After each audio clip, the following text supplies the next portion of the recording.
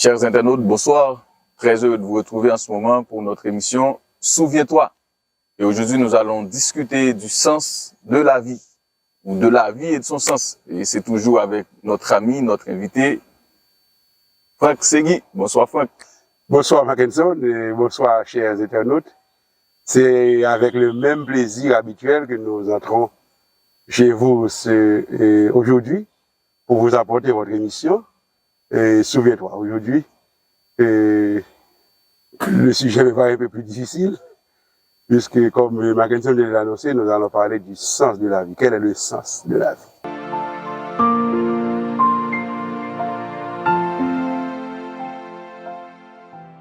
Donc, ça signifie quoi? Ça signifie que le sens de la vie ne se trouve pas dans les plaisirs de la chair.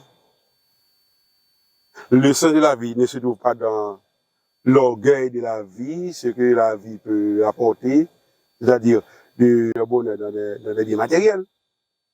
Qui pense qu'en devenant riche, très très riche, ce sera pour le bonheur.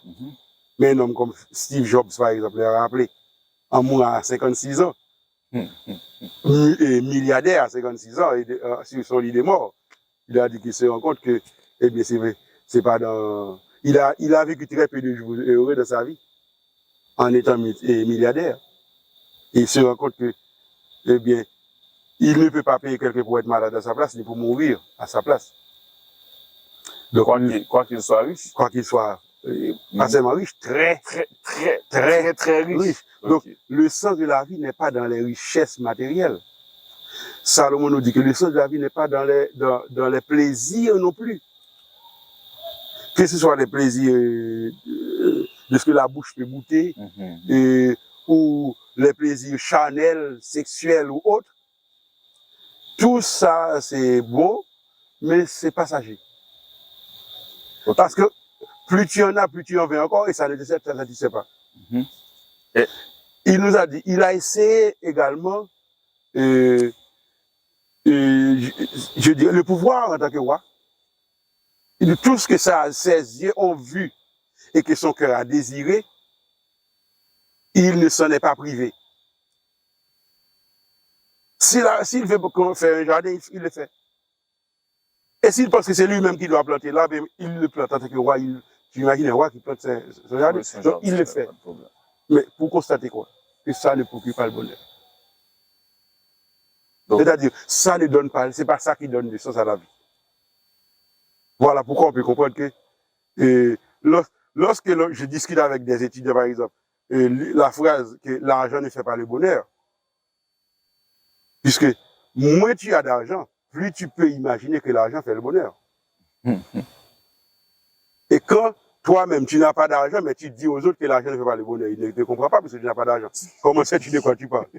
Alors, je pose une question simple. Entre un milliardaire et un millionnaire, qui est le plus heureux? Donc, le milliardaire, puisque c'est celui qui a... Si l'argent fait le bonheur, le milliardaire est plus heureux que le millionnaire. Or, voilà que nous ne savons pas qui est le plus heureux entre un milliardaire et le millionnaire. Et d'un pauvre, n'en parlons même pas. Mais si tu ne peux pas décider entre un milliardaire et un millionnaire qui est le plus heureux, ça signifie que l'argent ne fait pas le bonheur. Parce que tous les deux, ils ont de l'argent. Nous sommes tous des gens d'argent, mais le milliardaire a plus d'argent. Donc, plus il a de l'argent, plus il aurait dû être heureux. Alors, si nous ne pouvons pas affirmer que le milliardaire est plus heureux que le millionnaire, nous devons comprendre que ce n'est pas l'argent qui fait le bonheur. Donc, les richesses de Salomon n'ont pas fait son bonheur. Les plaisirs n'ont pas fait son bonheur. Son pouvoir non plus n'a pas fait son bonheur. Finalement, où a-t-il trouvé son bonheur? Maintenant, avant de répondre à cette question, donc laisse-moi te poser, et donc cela me pousse à te poser cette petite question. Est-ce que, parce que Salomon a cherché le bonheur et dans le plaisir et dans le pouvoir et dans les biens matériels, donc finalement il a conclu que tout cela n'est que vanité. Donc il n'a pas trouvé le bonheur et par cette voie-là ou bien par ces chemins-là. Donc, est-ce que cela veut dire que ce n'est pas important de rechercher tout cela et de rechercher et à avoir de l'argent ou le pouvoir ou avoir une femme, au moins une femme pour faire sa vie? Est-ce que cela veut dire donc toutes ces choses-là ne sont pas importantes? Excellente question.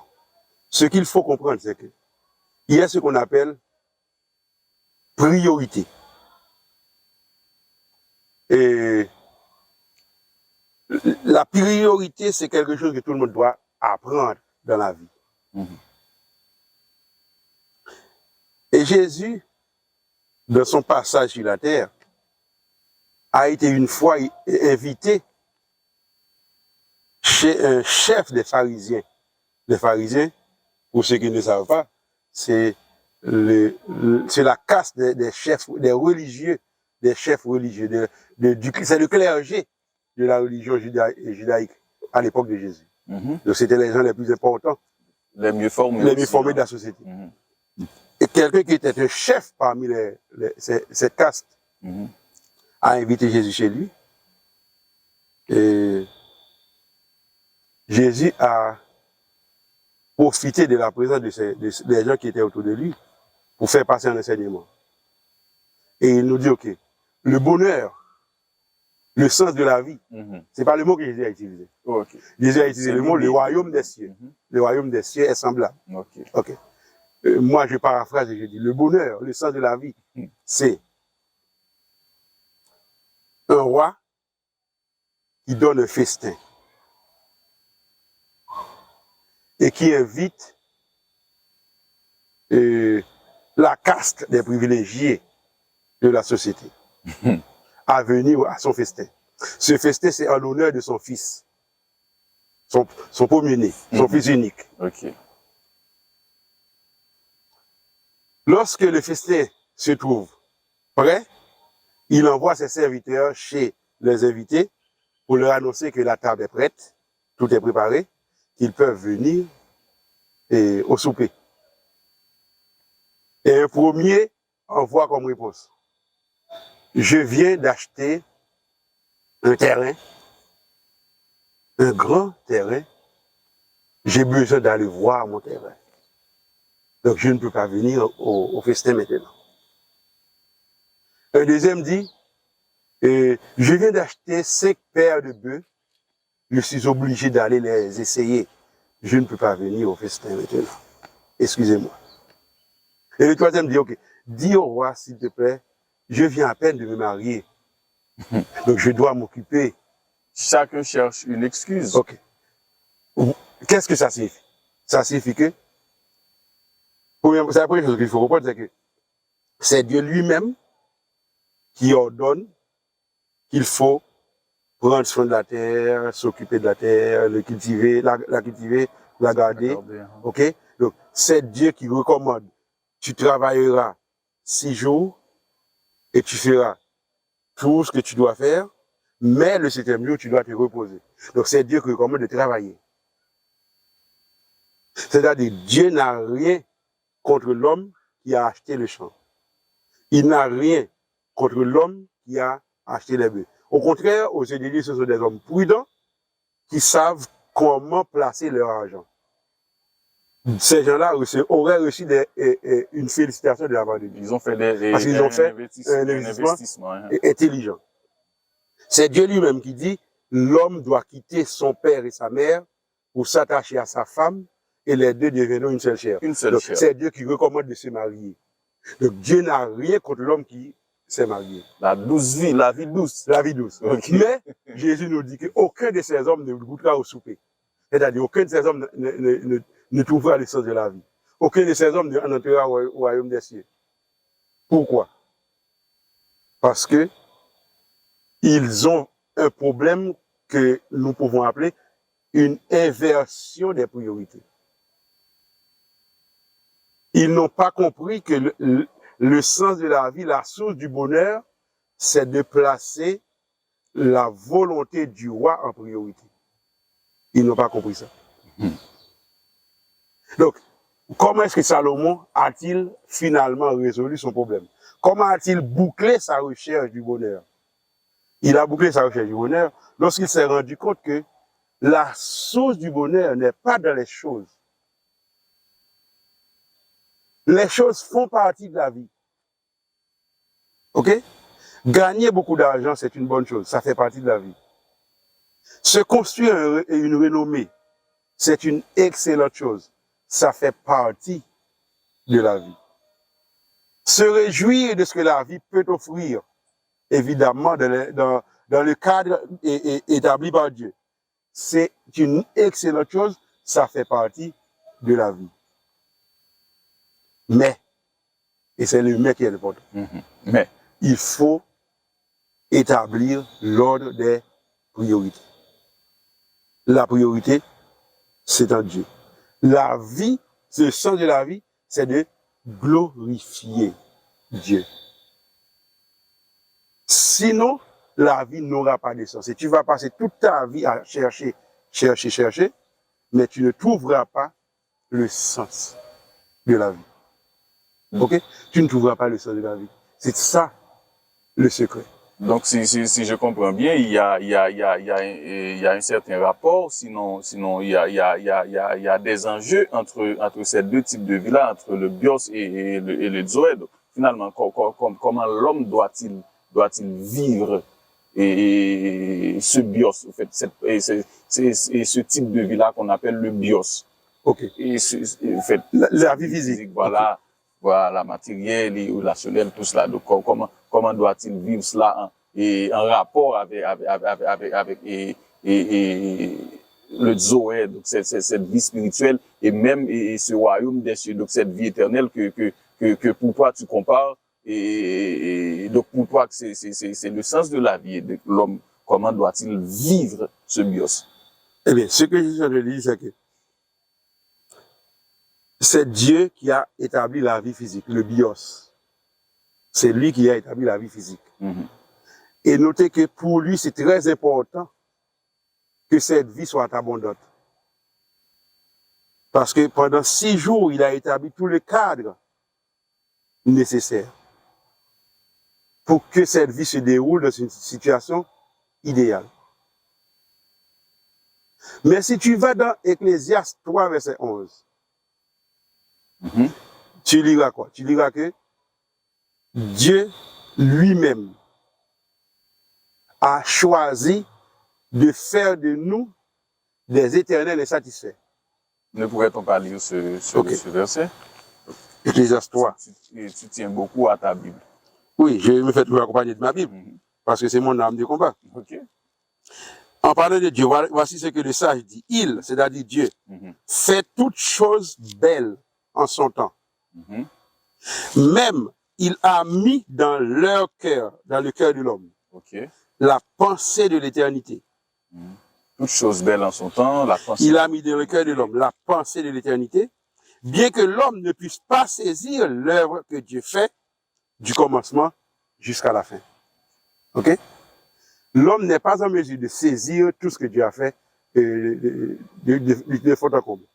C'est-à-dire, nous pourrons faire beaucoup de recherches scientifiques. Plus nous faisons de recherches, plus nous découvrirons des vérités. Mais nous ne serons jamais en mesure de saisir la totalité de la vérité. Donc, Donc c'est voilà pourquoi nous comprenons que la croissance n'a pas de limite. Nous pouvons croître autant que le temps nous le permet.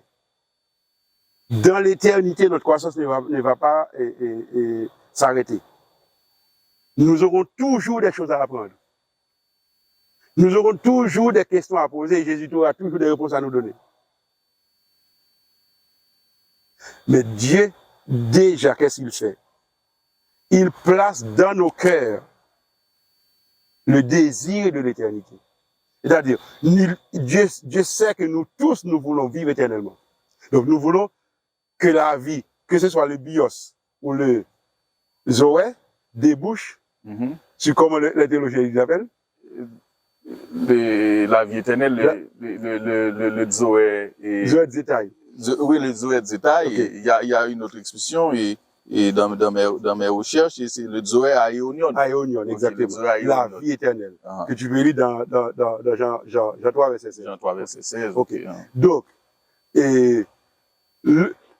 la finalité du bios et du zoé, c'est de déboucher sur le zoé aéonion. C'est-à-dire sur la vie éternelle. La vie éternelle. Et tant que l'homme n'est pas la garantie de la vie éternelle, il ne sera jamais satisfait.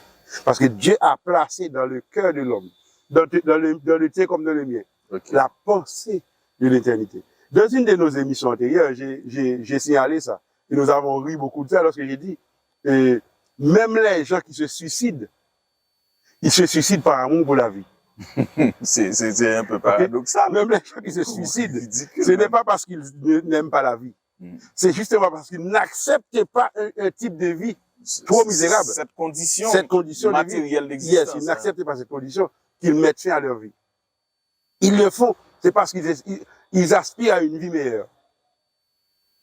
Donc, l'aspiration à l'éternité, le désir du bonheur, la soif de découvrir le sens de la vie, Dieu lui-même l'a placé en nous.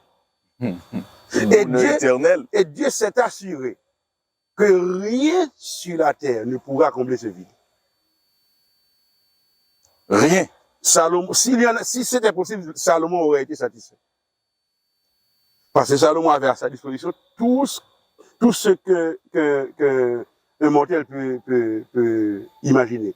Tout ce dont quelqu'un qui vit sur la terre peut rêver, Salomon l'avait à sa disposition. En termes de pouvoir, en termes de richesse, en termes d'argent, le plaisir. En termes de plaisir, la musique, les femmes, les mers succulents, bon. L'épanouissement. Salomon n'avait pas de yacht ou de jet privé parce que la technologie de son époque n'avait pas encore atteint cette pique de développement. Mais tout ce que l'on pouvait imaginer de luxe, il l'avait à sa disposition. C'était l'homme le plus riche de la terre à son époque. Il n'a pas réussi. C'est que rien de matériel, rien de cette vie physique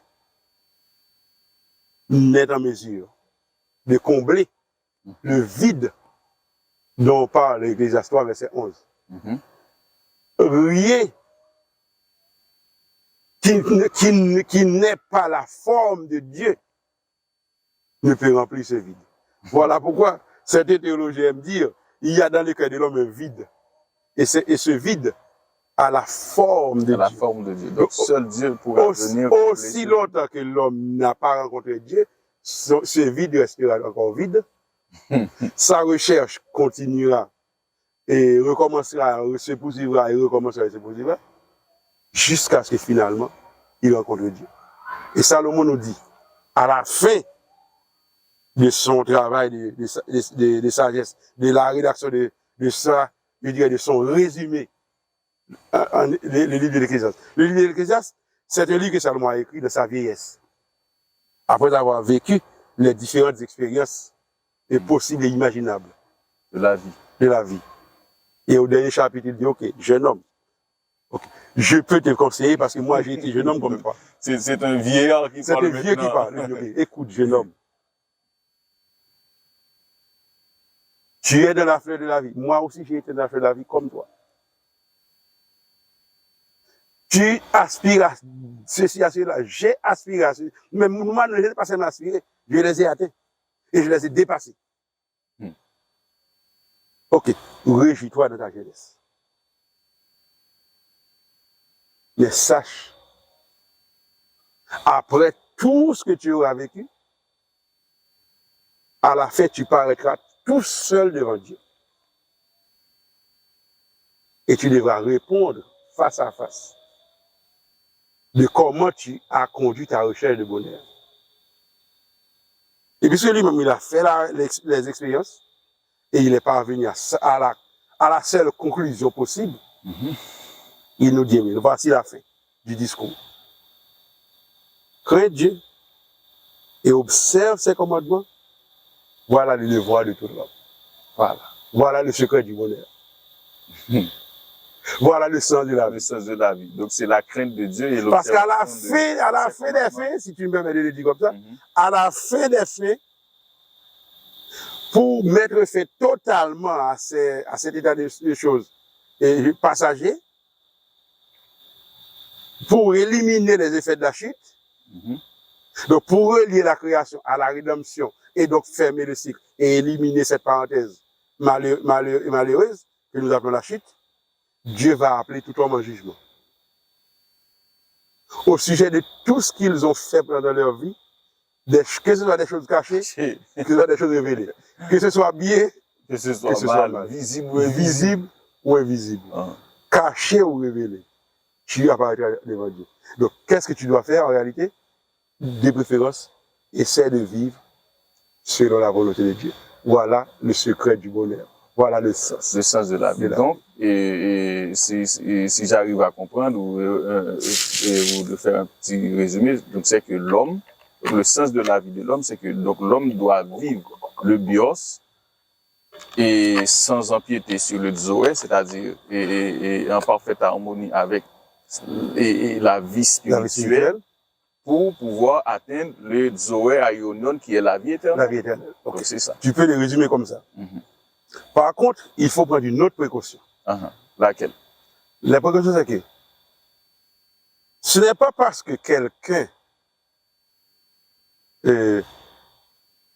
par exemple, imagine-toi que dans sa société, dans sa civilisation, dans sa culture, il n'est pas en contact avec l'idée de Dieu en termes de philosophie élaborée. Ce n'est pas parce qu'il n'est pas en contact avec une philosophie claire, élaborée de cette manière, que lui-même, il n'est pas à la recherche de Dieu. Okay. Parce que les anthropologues ont déjà constaté qu'il n'y a pas de peuple sans religion. Il n'y a jamais eu de peuple sans religion dans l'histoire de l'humanité. Donc, tous les peuples sont religieux. Tous les peuples, sans exception, sont religieux. Et tous les hommes sont religieux. D'ailleurs, même un homme comme Auguste Comte, même les athées sont religieux. Écoute bien. Même un homme comme Auguste Comte, dans, je dirais, sa théorie qu'il appelle la loi des 3 états, nous dit que le développement de l'intelligence humaine passe par 3 états théoriques différents, de manière successive. Et le premier état, c'est l'état théologique. C'est-à-dire qu'on a déjà accepté ou a déjà... C'est-à-dire tous les enfants sont des théologiens. Ok? Tous les enfants sont des théologiens. Ok? Un enfant de 3 ans qui finit de manger le matin et qui sort sur la cour de sa maison et qui regarde la nature, eh bien, il comprend que ce qu'il regarde, ce qu'il observe, n'est pas le fruit d'un hasard. Eh bien, il retourne à l'intérieur, il demande à son papa, qui a créé ça? Il demande qui? Parce que pour lui, il n'y a pas de doute. Il y a un qui derrière ce qu'il voit.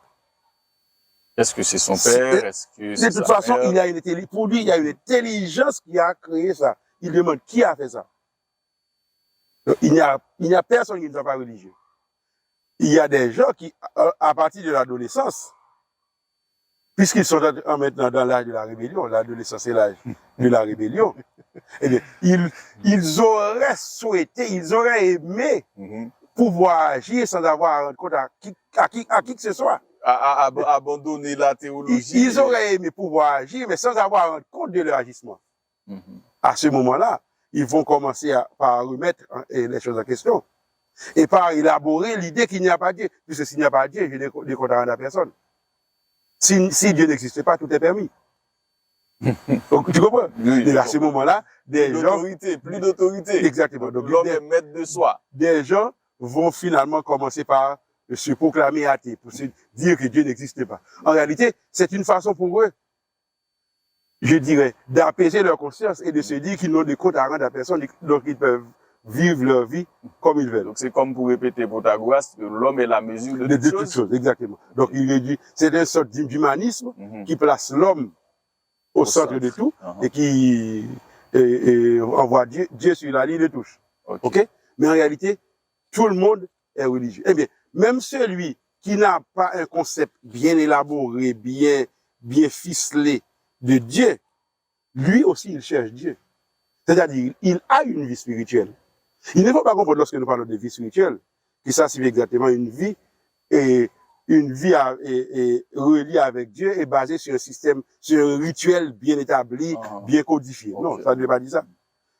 La vie spirituelle, ça signifie que tout le monde, même lorsque tout ce qu'il y a de biologique pour lui est satisfait, même que le bios pour lui est réalisé, se pose la question, quel est le sens de sa vie? C'est-à-dire, il a une dimension spirituelle qui n'est pas satisfaite et qui cherche une réponse. Donc tout le monde cherche Dieu. Une relation supérieure à ce que l'homme ou ses semblables pourrait le donner. Pourrait lui donner. Donc, avec un être, bien entendu. Un autre être. Donc il cherche un autre être. Tout le monde cherche Dieu. Les Athéniens, par exemple, les Athéniens sont réputés comme les sages, comme les plus sages parmi les peuples. Et beaucoup de choses de l'humanité aujourd'hui sont considérées comme venant des Athéniens, comme la démocratie, etc., la politique, la philosophie. Mais Paul est arrivé à Athènes et qu'est-ce qu'il a constaté? Il a constaté que non seulement les Athéniens sont un peuple très religieux, mais dans leur élan religieux, dans leur religiosité, c'est le bon mot, dans leur religiosité, ils ont même dédié un hôtel à un Dieu inconnu. Qu'est-ce que ça signifie? Bon, ça peut signifier beaucoup de choses. Mais parmi les sens que ça peut avoir, il y a le fait que la multiplicité de divinités qu'ils ont pu inventer ou qu'ils ont pu rencontrer n'a pas réussi à satisfaire le vide de leur cœur. Finalement, ils ont essayé même un Dieu inconnu. Donc ils pensent que ce vide, c'est ce Dieu dont qu'ils ne connaissent pas encore qui... Peut-être. Voilà. Ils ne sont pas sûrs, mais peut-être. Voilà. Et justement, ce Dieu dont ils n'avaient jamais entendu parler, c'est le Dieu qui, dès qu'il entre, fera comprendre que les autres ne sont pas réellement Dieu. C'est lui qui peut remplir le vide. Comme dit ce chant, Dieu est seulement Dieu. Seulement Dieu. Est vraiment digne de recevoir la gloire. Ok? Donc, il ne faut pas croire que la vie spirituelle, c'est quelque chose pour ceux qui sont religieux ou de manière ouverte. Ok? En réalité, c'est tout le monde qui est religieux, même si certains ne pratiquent pas de manière ouverte leur religion. Mais tout le monde a une vie spirituelle et tout le monde essaie de combler le vide spirituel qui est dans son cœur par quelque chose ou par quelqu'un. Ok? Donc, voilà pourquoi, lorsque le Dieu créateur lui-même, en établissant son droit de création sur tout ce qu'il y a dans la nature, il dit, tu n'auras pas d'autre Dieu devant ma face. C'est pas parce qu'il y a d'autres dieux dans l'univers qu'il dit ça. Parce que Dieu n'est pas polythéiste. Dieu en tant que créateur, il ne croit pas en d'autres dieux. Donc lorsqu'il nous dit, tu n'auras pas d'autre Dieu devant ma face, c'est pas parce qu'il sait qu'il a un voisin qui est aussi Dieu, non. C'est parce qu'il sait que peu importe la chose à laquelle nous donnons la priorité dans notre vie, cette chose devient Dieu pour nous. Nous pouvons fabriquer Donc nous pouvons nous fabriquer des dieux. Nous pouvons même devenir notre propre Dieu pour nous-mêmes. Ok? Nous pouvons devenir Dieu pour nous-mêmes. Ok? Par exemple, le fondateur de la région des Mormons avait fait une déclaration comme ça, en 1844, lorsqu'il a dit, nous pouvons devenir Dieu pour nous-mêmes. Ok? C'est-à-dire, si on n'est pas véatif, on peut s'adorer soi-même. En réalité, nous l'avons établi dans l'émission sur le problème du mal. Nous avons vu que le mal, c'est quoi? Le mal, c'est essayer d'atteindre la perfection sans passer par Dieu. Oui. C'est essayer de prendre la place de Dieu. Donc, si nous ne sommes pas, je dirais, attentifs, nous pouvons arriver à un moment où nous érigeons en Dieu et nous essayons de prendre la place de Dieu. Nous essayons de faire que toutes les lumières soient projetées sur nous. Okay. Donc, il faut être attentif à ce niveau. En un mot, quel est le sens de la vie? Eh bien, s'il fallait oublier tout ce que nous avons dit, retenir quelque chose en 10 secondes, le sens de la vie, c'est que nous sommes sur la terre pour la gloire de Dieu. Nous existons pour glorifier le nom de Dieu. Et voilà pourquoi, dans tout ce que nous faisons, soit que nous mangions, soit que nous buvions, que nous fassions quelque autre chose, nous devons le faire pour la gloire de Dieu. Comment le faire pour la gloire de Dieu? C'est agir selon la parole que Dieu nous donne. C'est comme ça qu'on le fait. D'accord. Et merci Franck. Et c'était un très bon sujet et merci pour toutes les réponses et les explications que vous avez données. Et je te dis merci également. Et je te demande de me donner 30 secondes pour faire une précision. C'est que je rencontre beaucoup de gens qui m'envoient des messages pour me dire comment l'émission est utile et comment ils aiment le travail que nous faisons. Et j'ai même reçu le message de quelqu'un qui me demande comment est-ce qu'il peut faire pour faire que cette émission atteigne le plus grand public. Et à ce moment-là, je dis, mais il faut que nous disions un mot à ces gens-là. La meilleure façon d'aider l'émission, c'est d'abord que chacun assiste à l'émission, que chacun s'abonne à l'émission. Dès que tu assistes, donc tu dois t'abonner. Il ne faut pas te contenter d'assister à chaque fois, mais tu dois aussi t'inscrire, donc tu deviens un abonné. Ensuite, tu mets un like aux émissions, et à liker, à commenter, à encourager, etc. Donc, comme ça, l'émission prendra vie. Donc, répétons, abonner, liker, commenter, partager et répéter le processus à chaque fois. Voilà comment aider l'émission à faire son chemin. Merci. Ici, c'est Souviens-toi. Merci, chers internautes, pour votre précieuse présence et n'oubliez pas, souviens-toi.